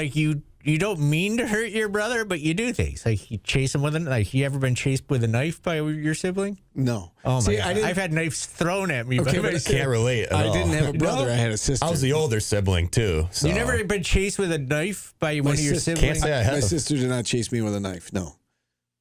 That's not normal. I've had one pointed at me from across the room, I guess. Again, I didn't have threat, but I haven't been chased with one. I feel like a brother would do that. I don't know that a sister would do that. No, my sister was worse than my brother. She chased you with a knife? Yeah. My sister tied me to a tree once and told me a hawk was going to peck my eyeballs out. So I sat there with my eyes closed. That's fun. That is funny. So game 3 tonight, Western Conference Finals. Dylan Harper on the injury report, listed as questionable. And Jalen Williams as well. So we're going to see. De'Aaron Fox also missed the first couple games. I want to see these teams healthy. I really do. Is he coming back? Do they expect Fox back at some point in this series? I'm not sure when, though. Yeah, okay. It's good. I think it's going to be a great series. I think it's going to be a long series. I tend to agree with Buddy in that I still give the edge to the Thunder, even though after watching these 2 games, after watching the first 2 games, I think the Spurs might be better.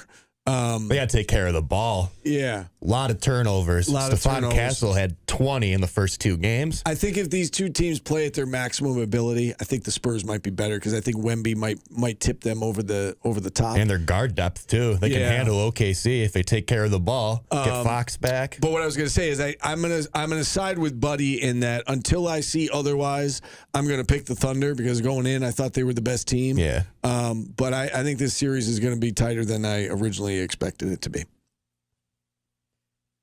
Kicker, Paulie? Oh, yeah. Wasn't ready. No, I'm ready. I was reading I'm sorry we brought up the Kyle Busch story because now everybody's gone into politics and they're all doctors and they're all idiots. Thank you. Riverside, California authorities are investigating a double homicide involving a wife and husband, Steve, who were found dead in their Coachella Valley homes. All right, you ready to hear this? I've been watching a lot of videos about this lately, and it's sad. Friends believe the couple was murdered after being scammed by a man claiming to be Tom Selleck and taking their money. I have been so I get in like rabbit holes, wormholes, whatever the hell they are, about rabbit things hole. Like this. You got it. And people fall for this. It's scary. Like they think there's women out there that think like Johnny Depp is dating them because of like DMs, and there's guys that think that they're dating like supermodels and stuff. Literally, like, and it's not just elderly people; it's normal age people, and they give them thousands and thousands of dollars. Like, why would Johnny Depp need to borrow $1,000? Yeah, right. Probably not. Like, they say things like, I'm being held captive by my management, And the only way I can get to see you is if you send me $1,000 and I'll fly to see you. And they'll send them the money. Yeah. It's scary. It is scary. So, yeah, celebrities don't want your money. Okay? Good lesson for us all. Yeah, got it. Yeah. Thank you. Thank you, Paul. Tom Selleck doesn't need to borrow $20 from you. It's your PSA of the day. All right. Are we doing starting five on the other side? Are you ready? Oh, yeah. Instruments, You're right? Sticking around. I'm ready. Yeah, all right. Okay. You're ready. That sounds like you cheated. I did not cheat. Oh, you put together your team? No. Okay. Have you? I have. I just did it this segment. I did it this segment. You're the worst. There was no research. Paulie, did you? No. I wasn't even ready with my kicker. Do you expect me to have my team made? So you heard me ask you at like 1 o'clock. I said, "Oh, we're doing starting fives," and I said, "What's the topic?" You were probably during the whole show Googling instruments that would be good at basketball. I was in band growing up, so I don't need to cheat. I asked you the question like 20 minutes ago. Did you ever go to band camp? That is a story. No band camp, no marching band, unfortunately. What instrument did you play? Clarinet. Oh. I still have it. It's Clarinet. got some dust. What position is it? See, I have don't say it because I thought of clarinet. Okay. All right. Fine. We'll do our starting five on the other side. Back after this on ESPN Radio. So is one of us going to put it into ChatGPT or? That's his job. We usually do. Oh, you're going to do it on your phone. Okay. Sure. I thought we were going to do it on a We'll break, come back, and get the results. Okay. I got to do mine now. Yeah, same. I literally did it in 5 minutes during the last. But someone else might pick, so you're going to have to think on the fly. Okay. Do I have can't to have repeats. That's how this works, right? Yeah. I haven't done this before. All right.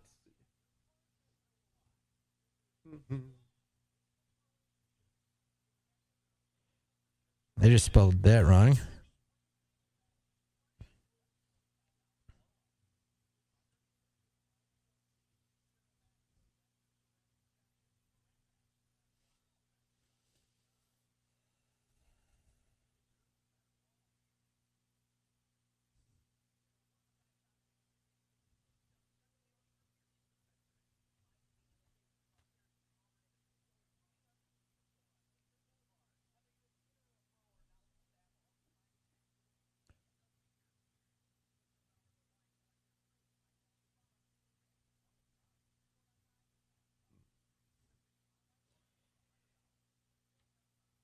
Is the recorder an instrument? Like anybody can play the recorder.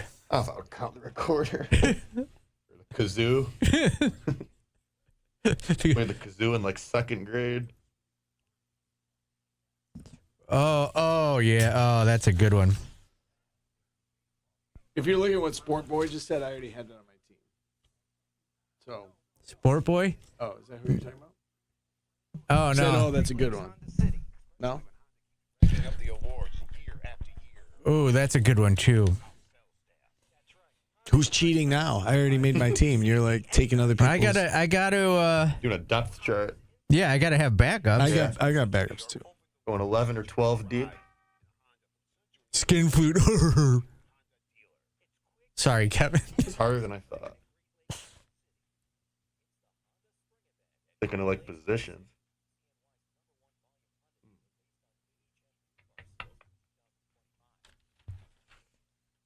Rusty trombone.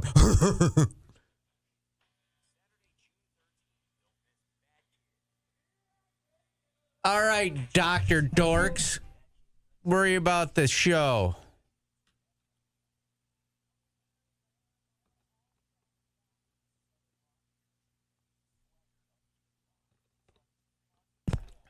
Rick Dealey.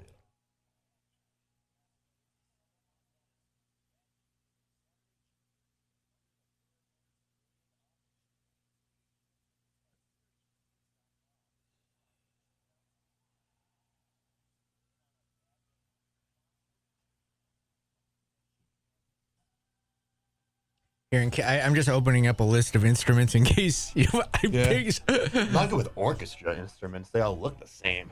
Band instruments. Oh. A couple I forgot about. It's all coming back.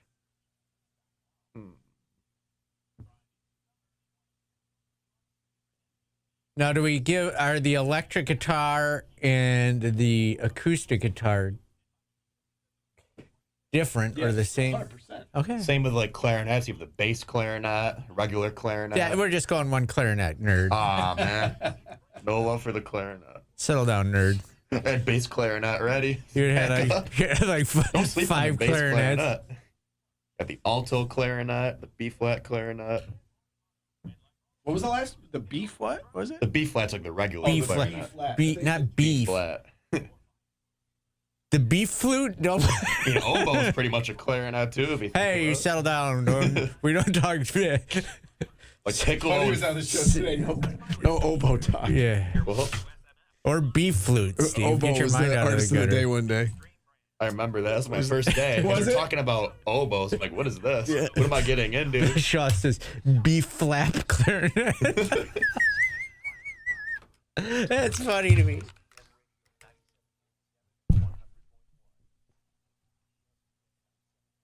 I don't even know what a piccolo is. What?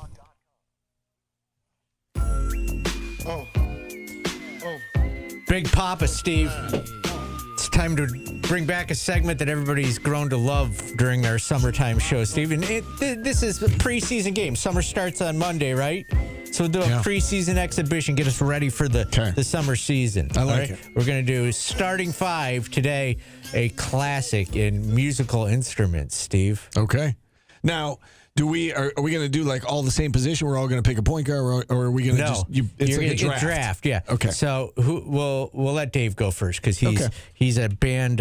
He's been in band. Neither of us have, and he's a guest. Okay. All right.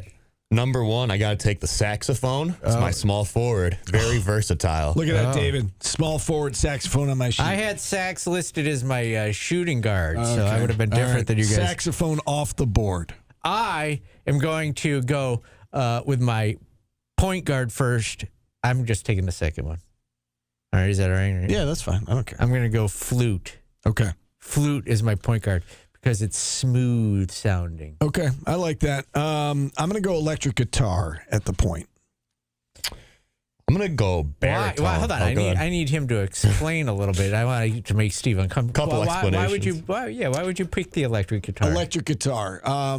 Because I think that you can play it like it's going to be up tempo. I'm going to be a fast breaking team. Okay. And so the electric guitar, it's up tempo. It's high energy. And I want that on my point guard. Okay. Your pick. I'm going to take the baritone. Or do we go Steve? We're going to go snake draft? Yeah, let's go way? Steve. All right, then. Okay, well, I better get my small forward.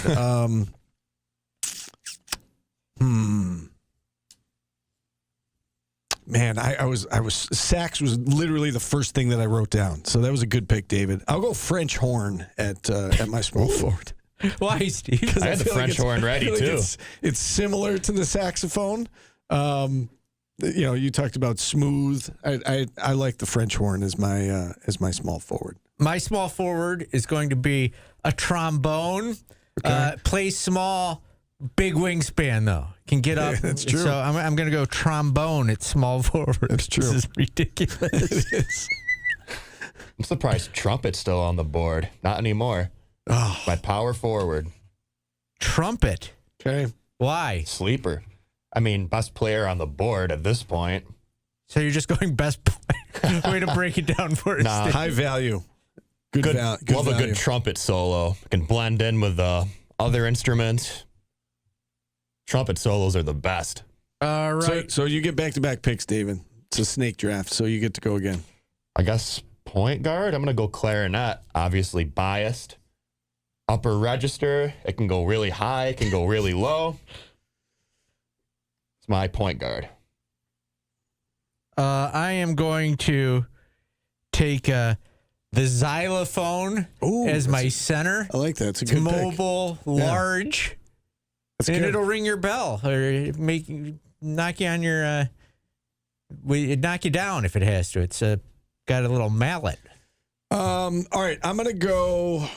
I get 2 here. I'm gonna hold off on my center because my 2 centers are both on the board. So whichever one David picks, I'll just pick the other one. I'm gonna go snare drum at power forward. Big, beefy, powerful. deep. I'm going snare drum at power forward. And shooting guard, I mean, we can't do a musical segment without the oboe. So I'm gonna go oboe. I'm not even sure it belongs at the shooting guard position, but that's where it's going. Your love for the oboe is growing, Steve. I see that. I have a shooting guard and a power forward left, right? So I'm going to take nobody's taking the tuba, right? I'm going to take tuba at the power forward. Big, girthy front court for me. That's what I like, Steve. Girthy front court. So that's why. Tuba at the power forward. All right, let's see here. For my center, I'm going to go baritone. Same description as your tuba. You pretty much did the work for me there. Got my shooting guard left now. Same with me. Take the violin. All right. Violin, Steve. Violin it is. I'm set. Why? Tell us why you picked the violin, Dave. It's a good backcourt with a clarinet. You can do solos with them. They complement each other well. They do. They really do. All right. You can do a duet with those if you want. My shooting guard's going to be a synthesizer. Smooth sounding 80s type style of play. I had electric keyboard as my backup. I'm going to go a synthesizer. That's funny. Center. Great Lake pickup, Dave. The chat likes you. There we go. Oh, man. So initially I was going to go piano, but I having done this last year, I'm going to lean on the experience. I feel like that's going to be used against me by ChatGPT, that it's going to slow me down. So I'm going to go at center. I'm going to go harp. I'm going to go like a big harp. All right. I like it.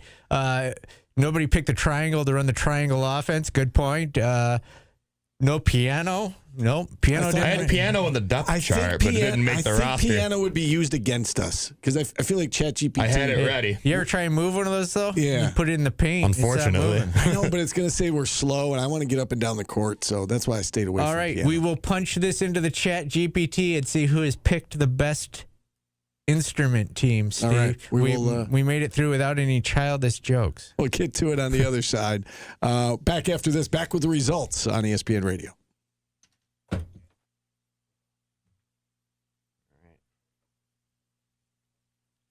See what? French horn, guitar, snare drum, oboe, and what was the last one? Harp. But don't you have to put in the positions or no? I think you got to put in the positions.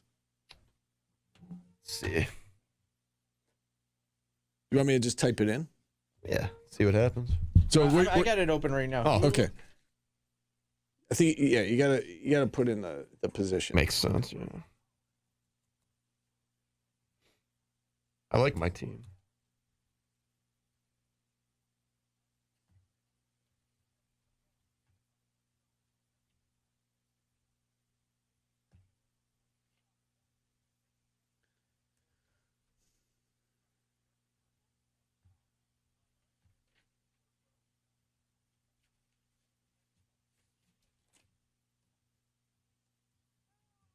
Oh, no. Ah, I screwed it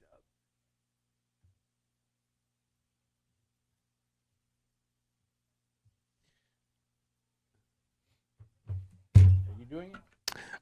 I mean, I started to type it in. That way, if one of us doesn't get it done.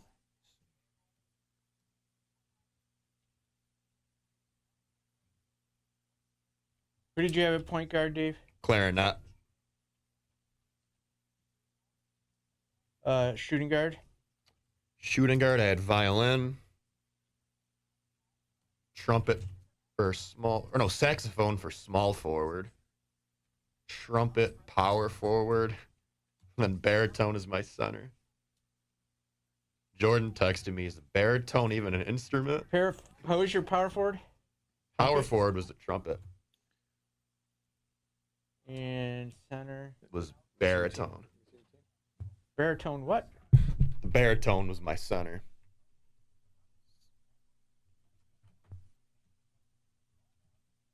Saxophone, small forward. What else do you need? Power forward's trumpet.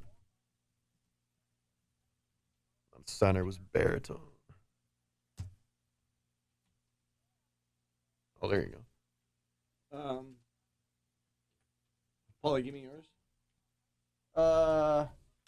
Point guard, flute. Shooting guard, synthesizer. Small forward, trombone. Power forward, tuba. Center, xylophone.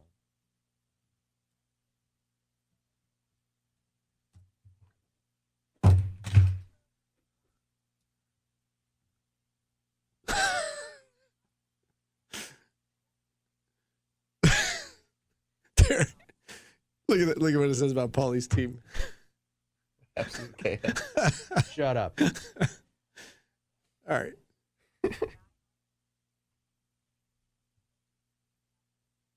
Let's see how similar our answers are. All right, Steve, who'd you have at point guard? I had electric guitar.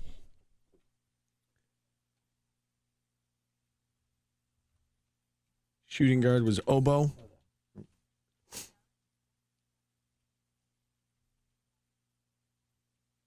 Okay. Shooting guard was oboe. Small forward, French horn. Power forward was snare drum. And the center was a big harp.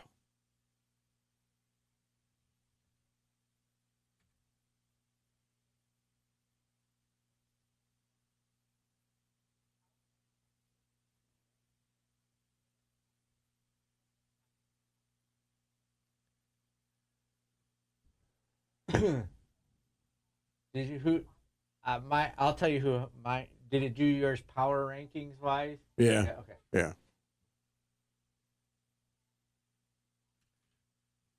Did he win? No. Mine has him winning. Really? What did you put it into? ChatGPT. Really? So did I.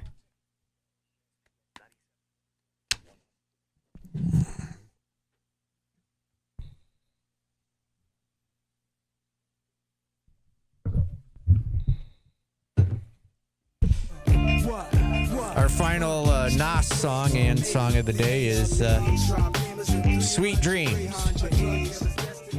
Do you want to go with yours or mine? Well, it's interesting that we both put it into ChatGPT and we got different results. I don't know how that's possible. It's AI. It's just... Yeah. So I inputted my team. It says team one is unexpectedly solid. My starting five, again, electric guitar at the point, oboe at the shooting guard, French horn at the small forward, snare drum at the power forward, big harp is the center. Scouting report, the strengths are spacing, rhythm, emotional momentum. Weaknesses are fast breaks, ironically. Team chemistry is excellent, it says. The snare drum and harp are a great front court, making life miserable in the paint for its opponents. Team two, a much faster team than team one. This was David's team. Clarinet at the point, violin at the shooting guard, saxophone at the small forward, trumpet, power forward, baritone at the center. It says in a matchup of these two teams, team two, it says team two does win slightly. The violin is dropping 28 points. Fast backcourt, I'm telling you. Oboe plays disciplined defense, though, keeps clarinet from fully controlling the tempo. No, okay, so it says final score. I don't know why. I see. Oh, it says the backcourt was better. Okay, you had the edge in the backcourt. I'm just going to skip to the final score because we got to get to Paulie's. Final score, it says my team beats David's team 91-86. French horn was the MVP, 18 points, 11 rebounds, 7 assists. The deciding factor, team two starts improvising jazz offense late in the fourth. Nobody knows what the saxophone is supposed to play, and that was that did you in. Too much versatility. Yeah. Team three, so this is Paulie. His team is absolute chaos, according to ChatGPT.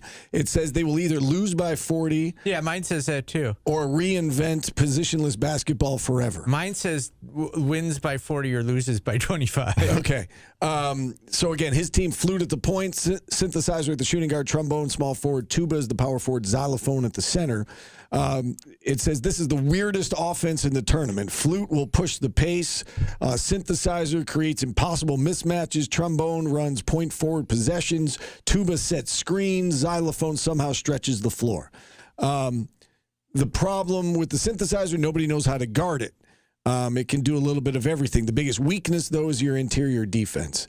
It says the team 1 is most balanced, elite rebounding and chemistry. That was my team. Team 3 is next in the power rankings, highest offensive ceiling, most unpredictable. That was Paulie. Team 2, which is David, very dangerous scores, but too much hero ball late in the game.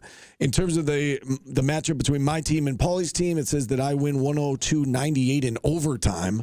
Synthesizer hits a buzzer beater to force OT. Snare drum takes 2 charges in 40 seconds. French horn quietly controls the game.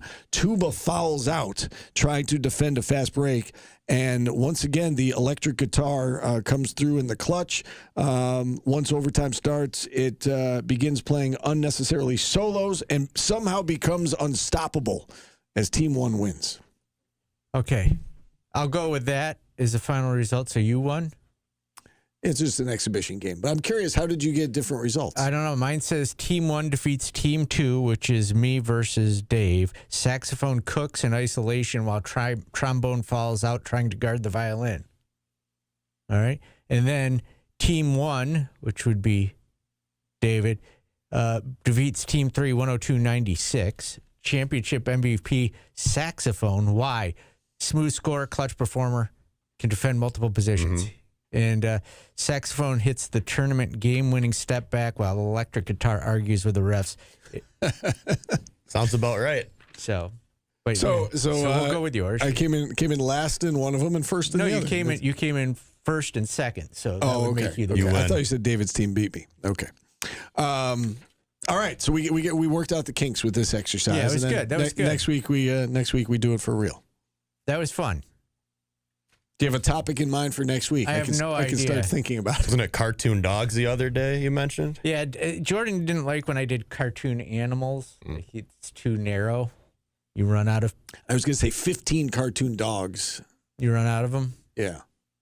It's going to be Slim Pickens late. Soups and sandwiches. Have we done sandwiches? I think we have. We definitely did soups. Did we do sandwiches? I don't know if we have. I don't remember sandwiches. Yeah, let's do sandwiches next week. Sandwiches. Okay. That'll be fun for Steve. I was going to say, I feel like I'm at a disadvantage on this one, but okay. You can pick a sandwich you wouldn't eat. No, I know. I'm going to have to. No one's going to know. I'm going to have to. You're going to have to pick a nice hearty sandwich. Pretend to like a lot. All right. That's it for the week. Have a good weekend, everybody. Enjoy your family. Remember those who lost their life so you could do this. Do we have the college lacrosse finals? Yep, Final Four and the title game. Westwood One coverage. Yeah. You got a prediction? Do you think they get it done? You think SU gets it done? I think they win one, lose one. Win one, lose one. Beat Notre Dame, lose to Princeton in the finals. Love to see Syracuse and Duke for the final. That'd be fun. I have a gut feeling it's going to turn out that way for some reason. Do you really? You think Duke's going to beat Princeton? Team's so on fire right now. Yeah, they are. Yeah, they're playing with house money, as they say. Kevin has a great idea. Toys that you grew up playing with. That would be fun. Oh, that's almost like the Toy Hall of Fame. Yeah, because it would also be different for generations. Me and Tim would be a lot different than you guys. Yeah. I would be very different than you because you were setting things on fire and I wasn't doing that. I'll put rocks at the floor. A book at that's not a toy. A book at number 2. Fishing pole count. Yeah. Ooh, fishing pole. Did you have a fishing pole, Steve? I had a little play fishing pole. Yeah, I did. All right. You want to end early? Get out of here? I mean, that's up to you. Army men. You're the boss. You can. That'd be a good one. We've already done cereals, haven't we? I think we did. Yeah. I don't remember. We done ice cream. Yeah. Yeah, we did do sandwiches, I think, because someone says beef on whack, and that definitely was a... You may have done that when I wasn't there. I don't remember ever doing sandwiches. Ooh, donuts would be good. All right, so think about it this weekend. Who would be your center for toys? Because someone said Voltron, and that would be good. Center. The Thundercats. What about your Millennium Falcon? That'd be a good one. Great Agile, center. big. Yeah. That'd be good. Rock'em Sock'em Robot. Or do you put him at the power forward? Did you have Rock'em Sock'em Robots, or was no fighting allowed in the Infante house? I did not have that, no. Ooh, top 5. Starting 5 Star Wars characters would be fun, but I don't think... I could bring in my case, and we could actually have... Play out the game. Motion animation basketball game. It's not a bad idea, actually. All right, we're out of time. We do hope you have a great weekend. Enjoy some lacrosse. Enjoy some family time. For David, for Paulie, I'm Steve. Tim will be back with us on Tuesday. We'll talk to you then, everybody.